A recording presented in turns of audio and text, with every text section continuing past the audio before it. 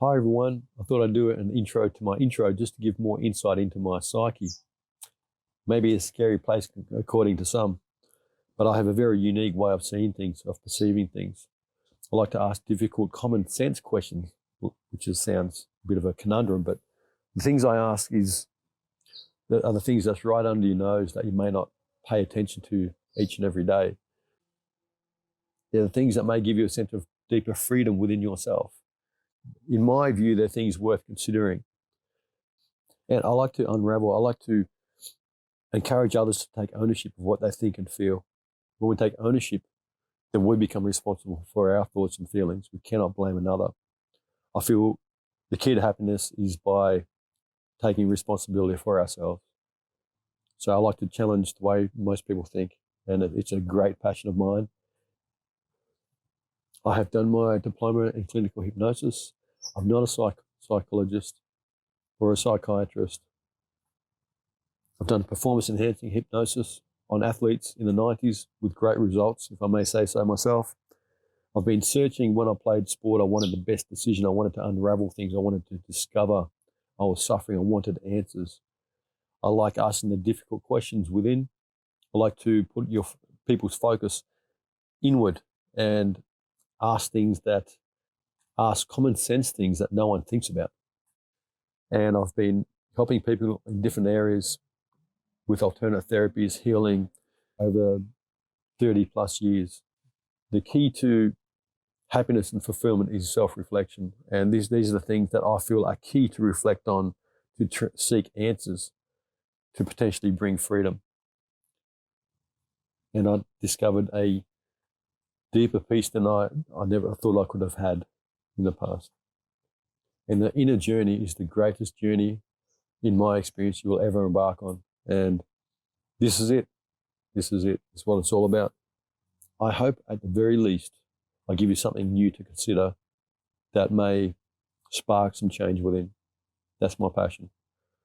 I apologize for any change in my voice, as this was done secondary. I realized I need to offer a bit more insight into my psyche. I hope you enjoy the insights as we go to the main intro right now with a bit more insight into my life.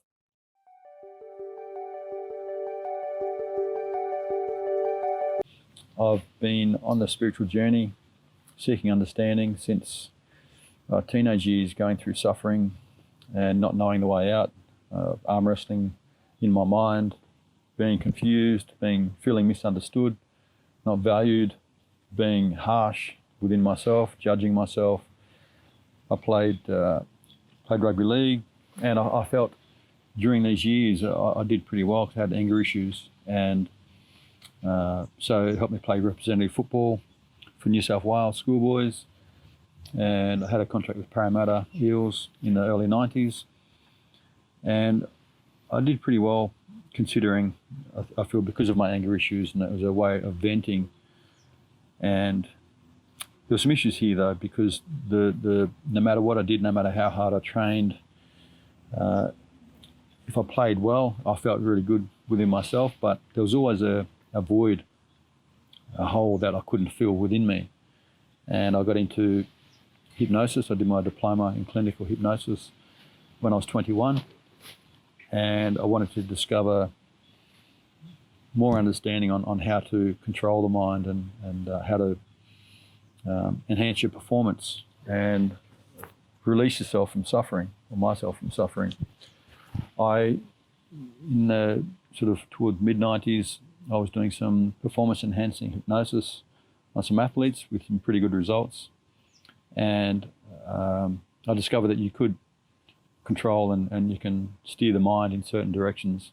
There are ways to do this. But then it doesn't really resolve issues.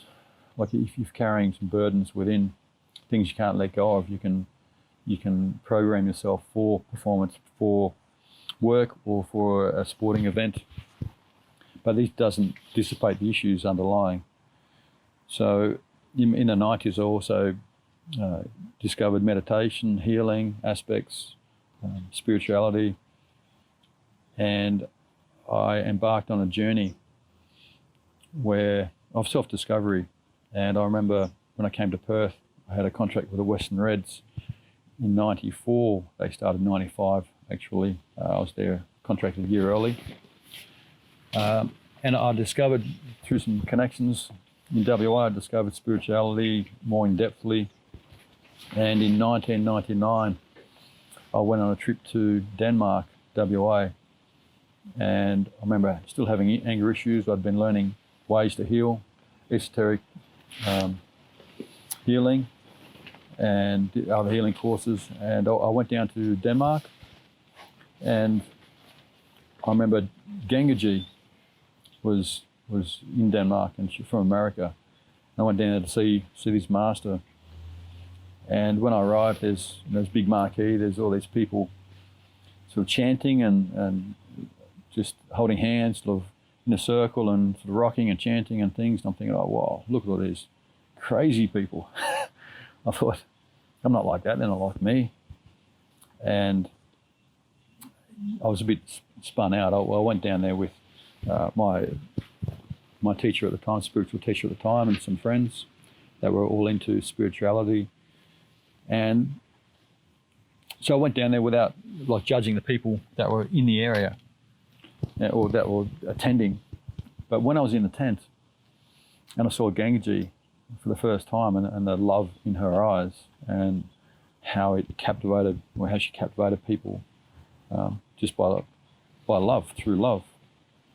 I remember thinking, oh, wow, like that is amazing. And despite the appearances of everyone that attended, I remember thinking, I want to be just like that. I want to learn to discover my heart. And not to say that that is, exactly how I am or anything like that, but that inspired me to really search, to go deeper. And from there, I went to India, and I went there to see a guru, to possibly have a guru, and I became part of the Sacha lineage. I became a follower of Maharaji, Shantimaya, Amitabha, and my life really started changing. And a lot of people say, or some say, you have a guru, it's not a good thing, you put them on a pedestal. And everyone has their own view, and that's obviously okay. But for me, my experience, and this is all I'm looking to speak from, is my experience, my understanding, things I've unraveled and understood within myself. So when I was in India, and at times where I could not stand myself, and I felt angry, and I had understood a certain concept of spirituality, but then even though you have a mental understanding, you still feel the emotional response within the body, and you still feel certain anxieties or anguish and frustration, and then you question, why am I feeling this when I have the understanding? But it's been said, the understanding doesn't fully release until it falls to your heart. So it becomes more of a concept, more than a concept, I should say. And having a guru in India, for me, it's the most potent thing, the most important thing for me is you go through different levels of understanding, and you do put them on a pedestal because that's your goal. It's my goal. I wanted what they had. But the most powerful thing for me, having a guru in India, Australia, and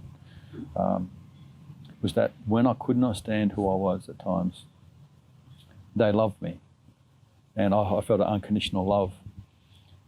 And I didn't feel it was it's different with a mother's love or a parent's love, where you feel like they'll love me no matter what, so it doesn't count almost. It's like they're not seeing me, they're saying, looking from a biased point of view. But having a guru for me it's like there's no reason for them to be biased. It's like and the love that you feel is real. And the biggest thing for me was that while being loved, while feeling loved from another being or a guru, when I felt like I couldn't stand myself, instead of thinking they don't know what they're talking about, or they don't know what they wouldn't know, I questioned myself. I thought, well, they must be right. I must be wrong. That's a profound thing to think, because that you start questioning the validity of your own thinking, your own thoughts, your feelings. You think, I believe there's a misunderstanding within me. And I went through a number of processes for a period. There's a number of stories, which I may elaborate to later on, where I gained insight. But it was such a profound journey. And there were ups and downs, and there was a period where I thought I knew. I'd seen something deeply within myself, and I started writing a book. And within a short period of writing this book, life really challenged me. I had a pretty successful business, sort of financially is doing pretty well, and it all crumbled down in a very short period, and I was getting challenged from all sides. And this next few years was just everything that I thought I knew about myself was just stripped down to bare nothing, to the point where I thought, what is the point in living? I realized that the only thing that can't be taken from me is my intuition, my integrity, unless I hand it over. And in my life, I made a choice, and I risked everything to maintain or keep or enhance that integrity within myself.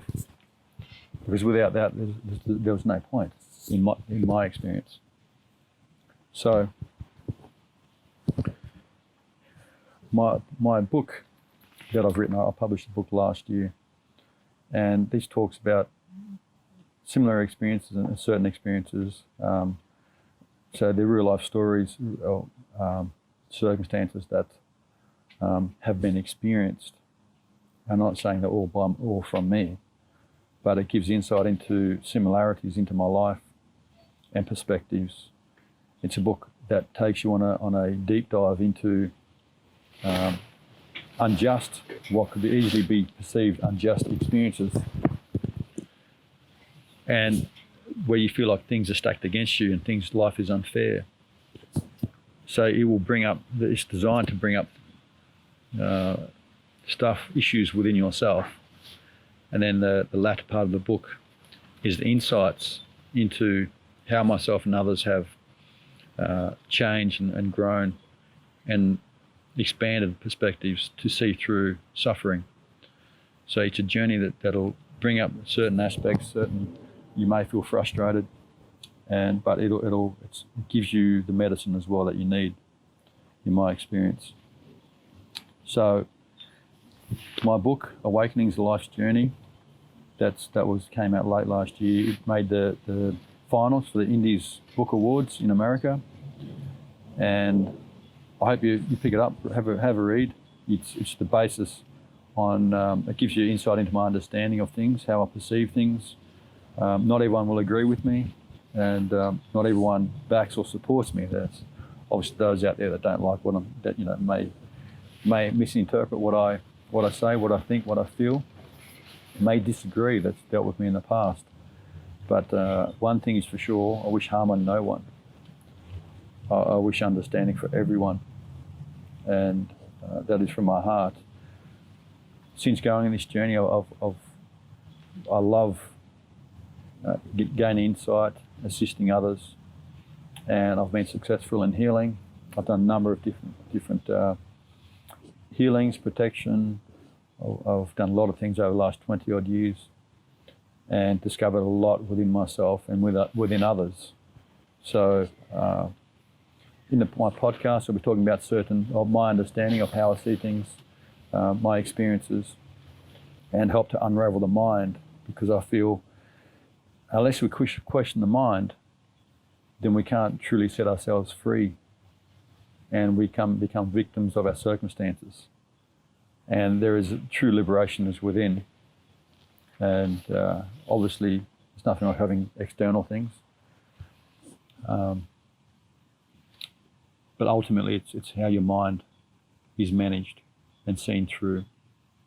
And my true belief is that only understanding will set you free. When you truly understand, you expand your view, and it takes the identification or personalizing the experiences, and you see things from more of a holistic point of view.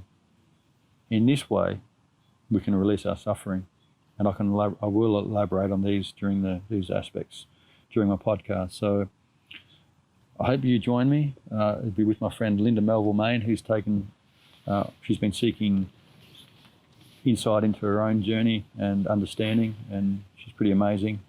Has a beautiful heart, has a beautiful family, and I hope you enjoy listening to both of us speak. And have any questions, by all means, put them out there, and I'll address things from my understanding, from my perspective, and may offer you something that you haven't thought about before, haven't contemplated.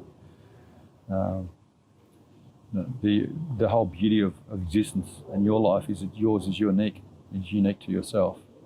So the enjoyable part is discovering and unraveling your path. And maybe I can assist, maybe I can't, but it's for you to decide.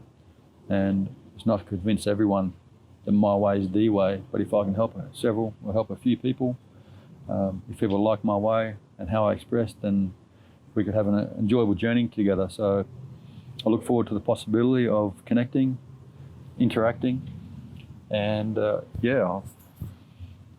hopefully we'll talk and communicate, be in touch soon. Hope you enjoy my podcast. Take care.